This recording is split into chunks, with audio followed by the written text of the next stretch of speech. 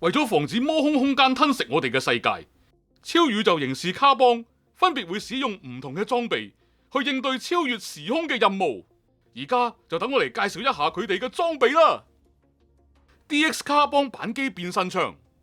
可以變為武器、宇宙船、機械人3種形態嘅裝備，隨變身槍附送一粒情緒電池，佢就係激怒情緒電池。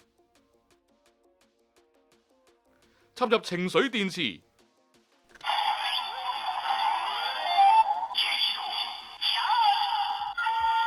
按下扳機，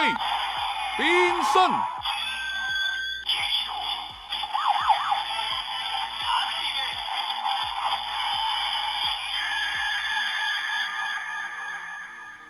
除咗變身之外，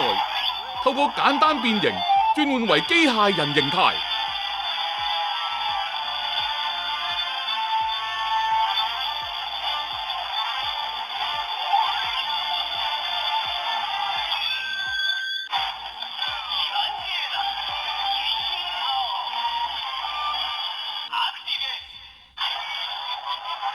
機械人形態仲可以配合不同嘅卡邦武器進行合體，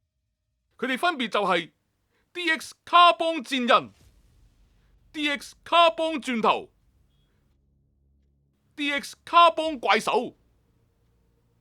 同埋就係 DX 卡邦雷射、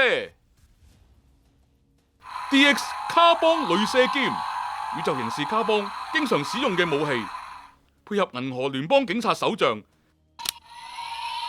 長按扳機，發動必殺絕技。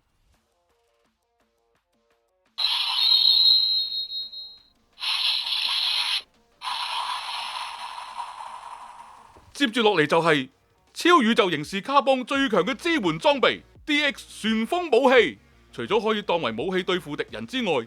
亦可以連同扳機變身槍宇宙船形態組合成巨大宇宙船。